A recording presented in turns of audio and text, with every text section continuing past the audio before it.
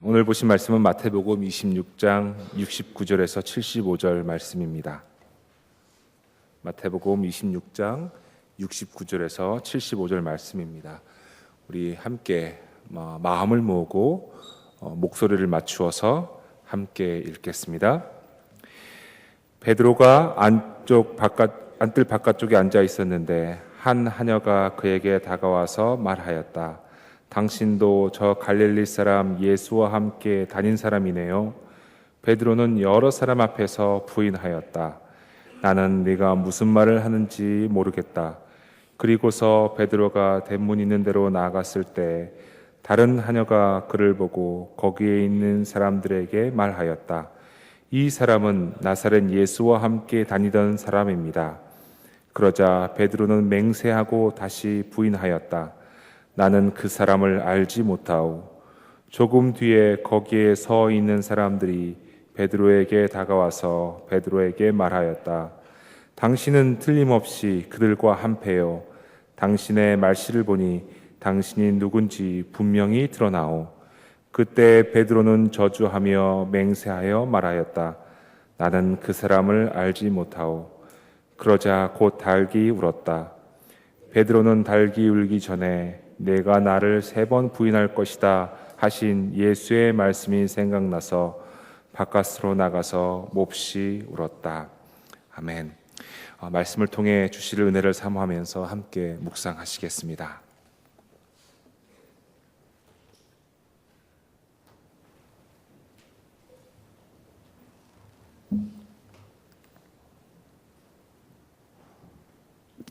아멘.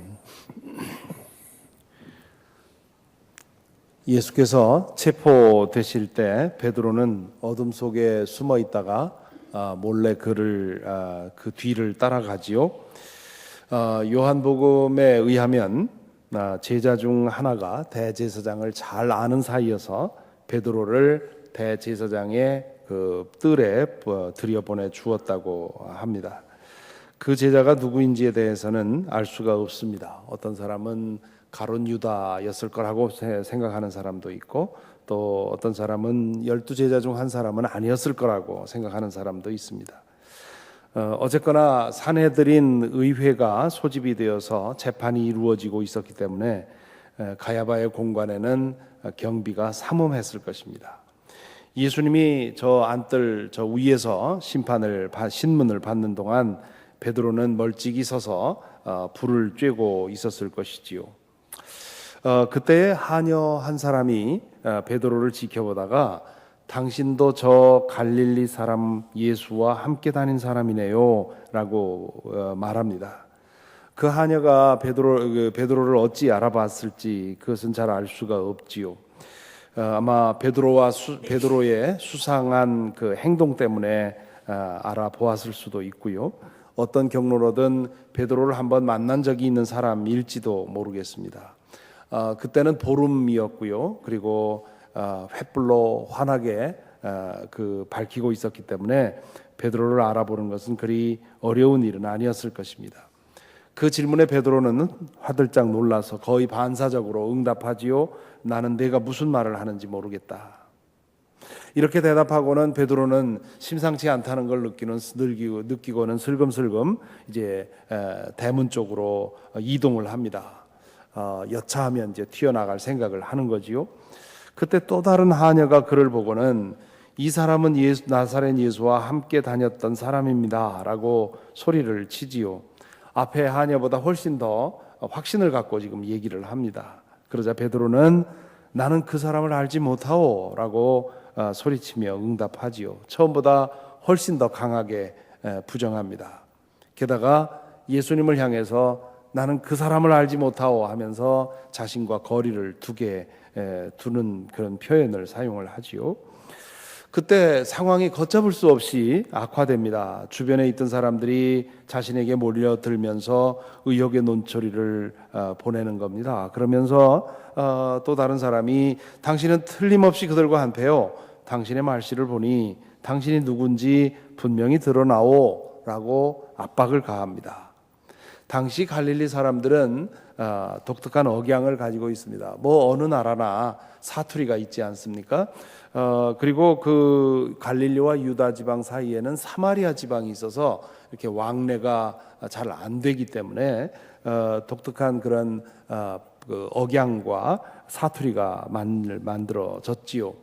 대개 이 교류가 없는 그런 나라일수록 우리나라처럼 전 국토의 70%가 산이다 보니까 아주 작은 나라지만 그 나라 안에 그 말투와 억양이 각각 다른 것처럼 교류가 되지 않으면 그런 특별한 억양을 갖게 되어 있습니다.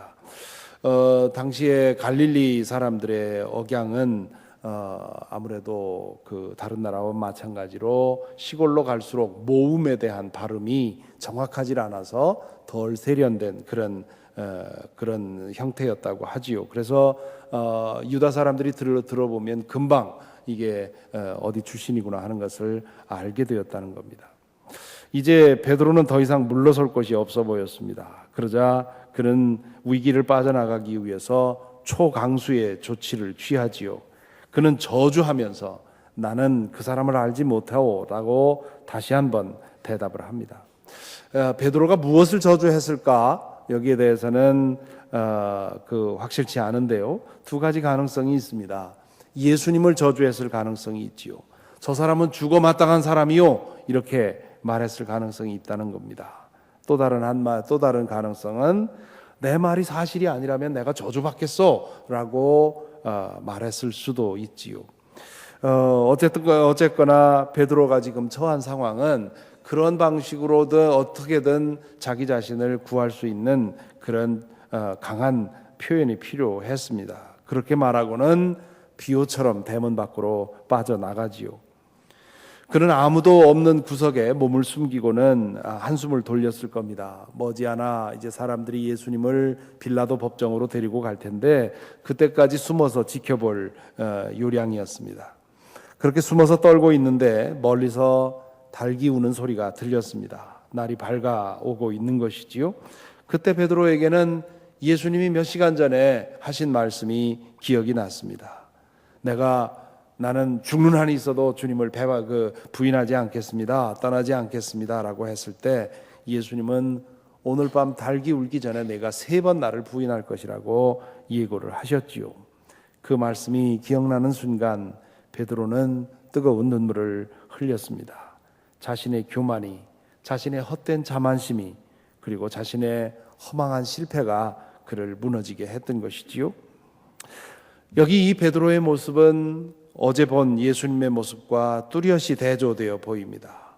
가야바 법정 안뜰에서는 예수님이 공식적인 신문을 당하고 계시고 그렇지만 그 과정에서 예수님은 모든 모욕과 수치를 묵묵히 받으면서 당당히 행동하시지요. 그리고 당신에 대해서 두려움 없이 증언하십니다.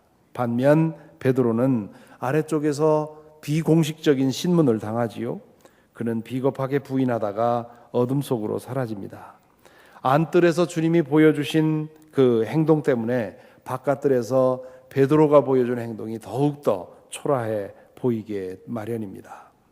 이 네 복음서 모두가 이 두 가지 사건을 뚜렷하게 대조해서 묘사하고 있다는 것은 우연한 일이 아닙니다. 당시에 복음서를 읽던 사람들 모두가 베드로와 비슷한 처지에 처할 위험이 늘 있었기 때문입니다. 예수 그리스도를 믿는다는 것만으로 박해와 순교를 당할 수 있었습니다. 그런 상황에서 자신의 정체를 밝힌다는 것은 쉽지 않은 일이었습니다. 그래서 많은 사람들이 자신의 믿음을 감추었고 마침내는 믿음을 떠나기도 했습니다. 복음서 저자들은 그런 위험에 대해서 미리 독자들을 준비시킬 필요를 느낀 것이죠. 그래서 이렇게 예수님의 담대한 증언과 베드로의 비겁한 부인을 대조시켜 보여주는 것입니다.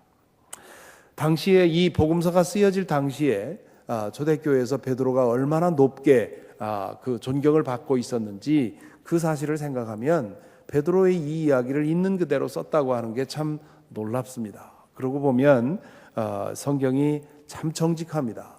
무엇을 은폐하려거나 미화하려 하기보다는 오히 있는 그대로 드러내는 그런 모습을 보여주지요. 그래서 실제로 이 뒤에 나오는 복음서가 아니라 편지를 보면 예수님이 증언하신 것을 모범으로 삼아서 여러분도 그렇게 증언하십시오 이렇게 말씀하는 부분들이 많습니다. 바울이 디모데에게 준 말씀을 일부를 읽어드리겠습니다. 하나님의 사람이여, 그대는 이 악한 것들을 피하십시오.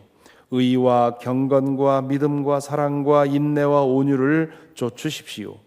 믿음의 선한 싸움을 싸우십시오. 영생을 얻으십시오. 하나님께서는 영생을 얻게 하시려고 그대를 부르셨고 또 그대는 많은 증인들 앞에서 훌륭하게 신앙을 고백하였습니다. 나는 만물에게 생명을 주시는 하나님 앞과 본디오 빌라도에게 훌륭하게 증언하신 그리스도 앞에서 그대에게 명령합니다. 그대는 우리 주 예수 그리스도께서 나타나실 때까지 그 계명을 지켜서 흠도 없고 책망받을 것도 없는 사람이 되십시오. 정한 때가 오면 하나님께서 주님의 나타나심을 보여주실 것입니다. 하나님은 찬양받으실 분이시요 오직 한 분이신 통치자시요 만왕의 왕이시요 만주의 주이십니다.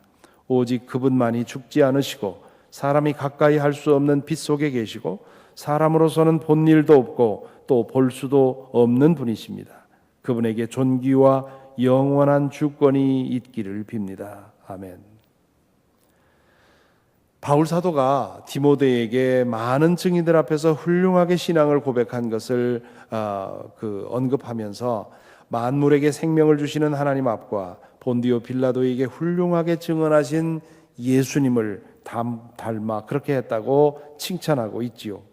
믿음을 공개적으로 증언하는 것이 비록 손해나 박해를 불러온다 해도 주님을 모범으로 삼고 담대하게 증언하라는 권면입니다.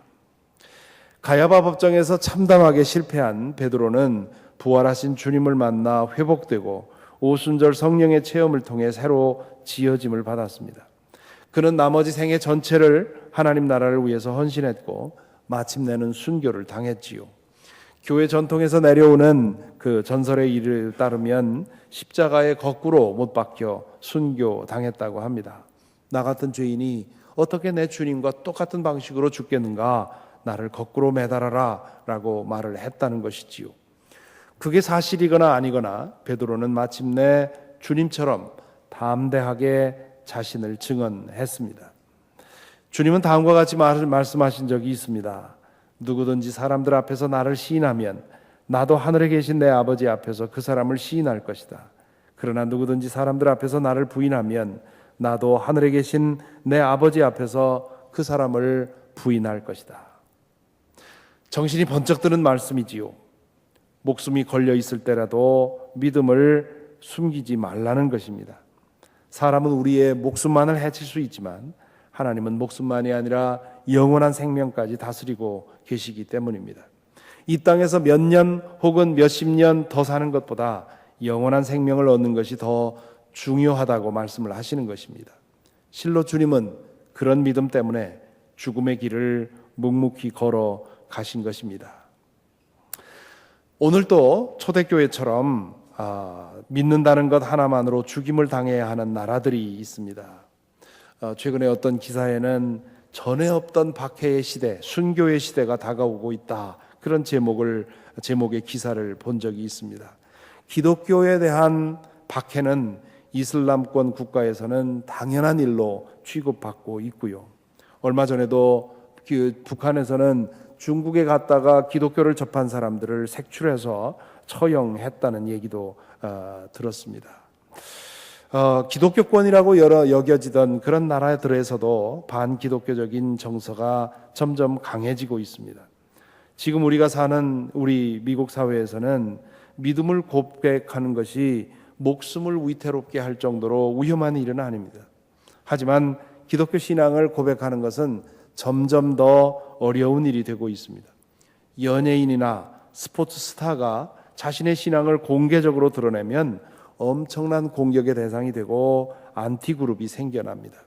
지금 미국에서는 무신론자 단체가 거액의 기금을 모아 법적으로 기독교를 압박하고 있습니다. 얼마 전에 뉴욕주에서 교회에서 그 공립학교 건물을 빌려 쓰지 못하도록 판결한 것이 대표적인 사례입니다. 기독교인들을 어떻게든 축소시키기 위해서 어마어마한 그런 음모가 진행이 되고 있는 것이지요. 강단에서 목사가 자기의 신앙적인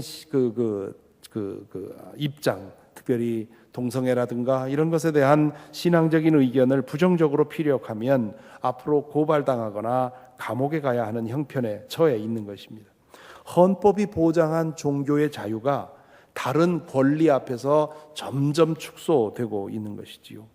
초등학교에서부터 대학교에 이르기까지 기독교 신앙을 밝히는 것은 왕따를 자초하는 일이 되고 있습니다. 이 나라에서도 여전히 더 이상 예수님의 사람임을 드러내는 것이 안전한 일이 아닙니다.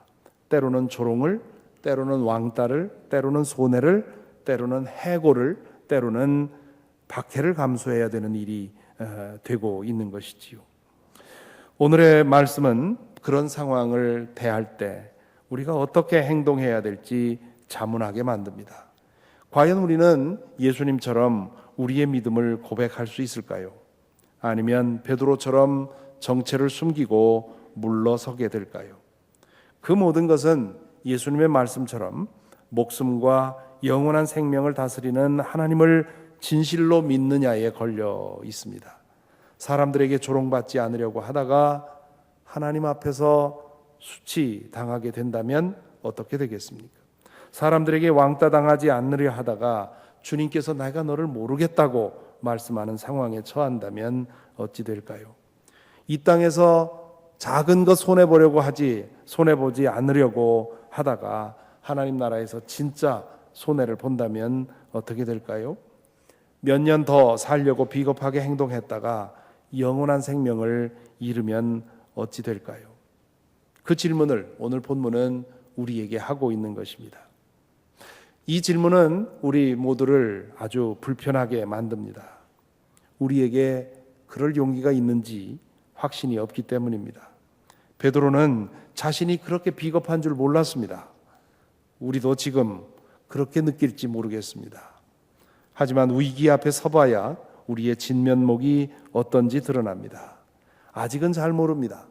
아니, 지금 우리 모두는 우리 자신의 연약한 믿음을 짐작하고 있을지 모릅니다. 하루하루 살아가면서 아주 작은 것조차도 손해보기를 꺼리고 하나님을 내 욕심을 위해서 이용하는 그런 경향이 우리에게 없는 것이 아닙니다. 그래서 두렵지요. 그 두려움은 하나님께 진실하게 의지할 때 넘어설 수 있습니다. 겸손히 하나님께 의지하고 성령의 능력을 힘입을 때만 넘어지지 않을 가능성이 열립니다.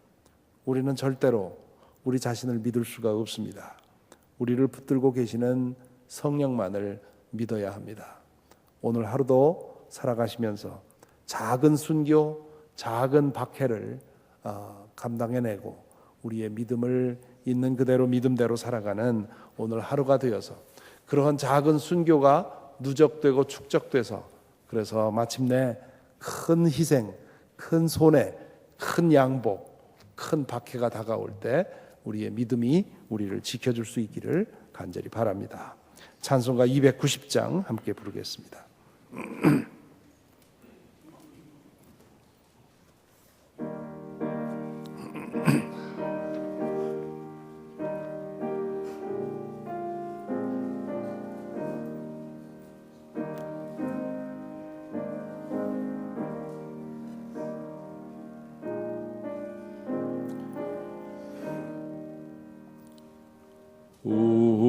우리는 주님을 늘 배반하나 내 주 예수 여전히 날 부르사 그 참 되신 사랑을 베푸시나니 내 형제여 주님을 곧 따르라. 주 널 위해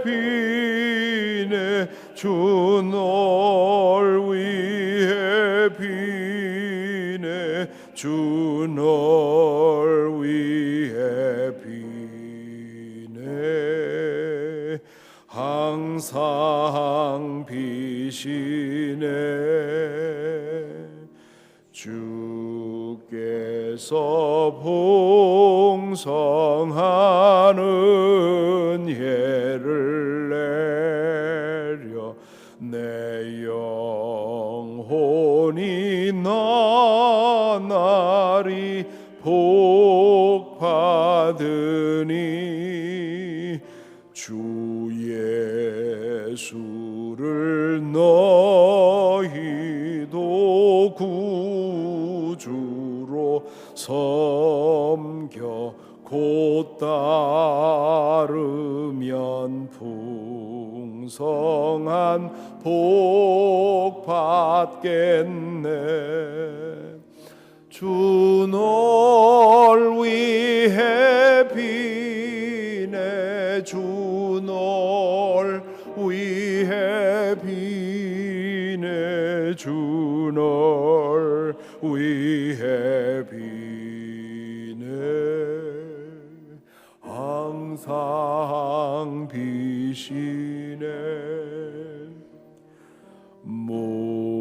무거운 짐 지고 애타는 인생 주 예수께 돌아와 곧 쉬어라 내 주 예수 너희를 돌보실 때에 참 복락과 의가 넘치겠네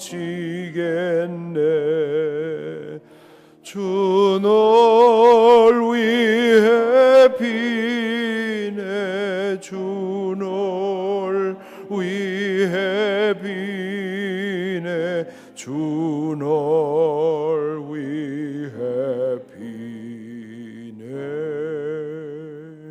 항상 비시네 기도하겠습니다. 오늘 좀 전에 부른 찬송가의 가사가 주 널 위해 비네 그렇게 되어 있지만 영어로는 For you I am praying, for you I am praying 주님께서 직접 하시는 말씀으로 되어 있습니다. 이 시간 오늘 말씀을 묵상하면서 주님께서 나를 위해 비신다고 하는 나를 위해 기도하신다는 사실이 얼마나 위로가 되는지요. 이 세상에서 우리가 살아가면서 예수 믿는다는 것 때문에 손해보아야 할 일이 얼마나 많은지 모릅니다. 얼마나 자주 그런 일이 다가오는지 모릅니다. 그럴 때마다 우리가 정말 그렇게 손해보고 있는지요. 주님 때문에 겪는 그런 손해가 우리에게 있는지요. 그런 것들을 견디고 그런 것들을 감수하면서 기쁨으로 감수하면서 나갈 때 마침내 우리에게 큰 환난이 닥칠 때 우리는 믿음을 지킬 수 있을 것입니다. 그런 과정에서 주님께서 우리를 돕고 기도하시지 않으면 우리 자신의 힘으로는 견딜 수 없고요. 당해낼 수가 없습니다. 그러므로 주님께서 우리의 믿음을 지켜주셔서 매일매일 더 깊이 뿌리를 내릴 수 있도록 해주시기를 구해야 할 것이고 또한 주님께서 우리를 위해 기도하셔서 매일매일 겪어야 하는 작은 순교, 작은 손해, 작은 박해를 기쁨으로 감당해낼 수 있도록 너희가 나 때문에 모욕을 당하고 나 때문에 핍박을 당하면 기뻐하고 즐거워하라고 했는데요. 그 기쁨이 우리에게 있도록 그렇게 기도해야 되겠습니다. 이 시간 우리 소리내서 함께 기도할 때에 우리의 믿음, 우리 모두의 믿음을 위해서 함께 기도하십시다. 기도하겠습니다. 아버지 하나님, 오늘의 말씀을 통해서 주님 우리를 깨워주시니 감사합니다. 주님, 이 세상에서 살아간다고 하는 것이 매일매일 십자가를 지는 것이고 매일매일 박해를 당하는 것이고 또한 매일매일 주님을 위해 손해를 보는 것입니다. 주님, 저희들에게 그런 믿음이 부족합니다. 주님, 그것을 감당할 믿음이 우리에게는 부족합니다. 오 주님이여, 오늘 말씀대로, 오늘 우리가 부른 찬송가의 가사대로 주님께서 우리를 위해 기도하시는 그 기도의 힘을 믿고 오늘 하루도 나아가겠습니다. 주의 능력으로 우리를 보살펴 주시고 인도하여 주시어서 우리의 믿음을 증언해야 할 때, 말로 증언해야 할 때, 혹은 우리의 행동으로 증언해야 할 때, 혹은 손해보고 혹은 양보하는 것으로 우리의 믿음을 증언해야 할 때 담대히 그렇게 할 수 있도록 주님 인도하여 주셔서 우리가 마침내 주님 앞에 섰을 때 내가 너를 알지 못한다 하는 그런 참혹한 운명을 당하지 않도록 우리를 붙들어 주시고 인도하여 주옵소서. 오늘 우리의 공동의 기도의 제목은 버지니아 연회와 조영진 감독님을 위해서, 그리고 우리 연회 내에 있는 여러 한인 교회들을 위해서 기도합니다. 버지니아 연회의 안에 있는 1200교회 위해서 여러분 기도해 주시고요. 이제 이 교회들이 기도로 영성으로 거듭날 수 있도록, 새로워질 수 있도록 기도해 주시고, 또한 이 교회들을 섬기고 있는 조영진 감독님, 또한 지금 그 파송을 위해서 감리사님들과 함께 힘쓰고 있는데 감독님과 감리사님들을 붙들어 주셔서 이 파송이 정말 교회를 위한 진실한 기도를 통해서 이루어질 수 있도록 기도해 주시고요. 또 우리 연회내에 있는 한인 교회들, 특별히 발돋움하기 위해서 애쓰는 그런 교회들, 작은 교회들을 위해서 우리 함께 기도하십시다. 뿐만 아니라 여러분 마음속에 품고 있는 교회에 대한 사랑이 있을 것입니다. 혹은 기도하는 그런 교회가 있을 텐데요. 우리 교회를 위해서 이 시간 함께 통성으로 기도하겠습니다. 아버지 하나님, 이 땅에 교회를 세우시고 교회를 통해서 주님의 영광을 드러내시며 주님의 몸된 몸으로서의 사명을 감당하도록 인도해 주시는 것 감사를 드립니다. 우리 버지니아 연회를 위해 기도합니다. 버지니아 연회 안에 있는 1200교회를 위해 기도합니다. 그들을 위해 섬기고 있는 조영진 감독님과 그리고 우리 감리사님들을 위해 기도합니다.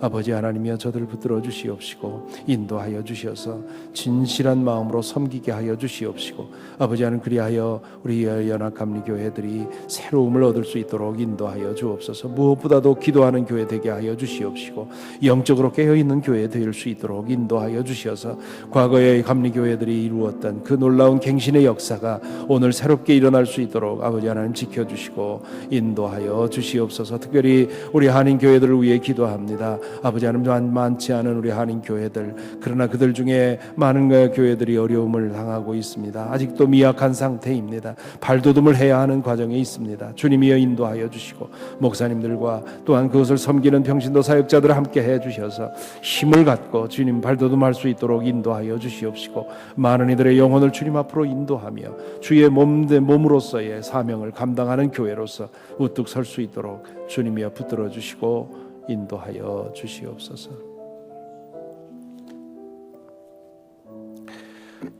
사랑의 주님, 오늘의 말씀을 통해서 우리의 시험받지 못한 믿음을 다시 한번 돌아보게 하셨습니다.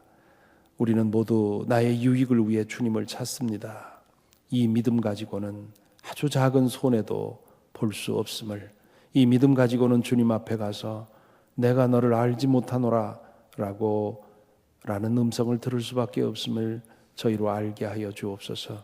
우리의 믿음이 나의 유익을 위한 믿음이 아니라 하나님과 하나님 나라와 주님을 위한 믿음 될 수 있도록 인도하여 주시옵시고, 주님 나의 것을 드리고 희생하고 주님 나의 생명을 바치는 그런 믿음 될 수 있도록 인도하여 주셔서 목숨뿐만 아니라 영생을 얻을 수 있도록 인도하여 주시옵시고, 이 땅에서의 땅만이 아니라 하나님 나라에서의 유업을 받을 수 있도록 우리 모두를 지켜주시고 인도하여 주시옵소서. 오늘도 믿음 때문에, 다만 믿음 때문에 고통당하며 박해당하며 피해 다니며 또한 생명의 위협을 무릅쓰는 이들이 이 세상에 많이 있는 것을 저희가 압니다. 오 주님, 그들을 불쌍히 여겨주시고 인도하여 주시며 오늘도 안전하게 지켜주시되 그들의 믿음이 주님 떨어지지 않도록 주님께서 지켜주시고 인도하여 주시옵소서. 이 세상으로 하여금 주님을 아는 지식이 물이 바다에 넘치는 것처럼 넘칠 수 있도록 주님 인도하여 주시옵소서. 우리 교회가, 우리 각자가 그 사명을 갖고 오늘 하루도 살아갑니다. 우리의 삶을 통해, 우리의 행동을 통해, 우리의 말을 통해 주님의 진리가 드러날 수 있도록 인도하여 주시옵시고, 주님 오늘 또 작은 순교, 작은 박해를 기꺼이 감당하며 기뻐하고 즐거워하는 저희가 될 수 있도록 인도하여 주옵소서. 예수 그리스도 이름으로 기도하옵나이다. 아멘.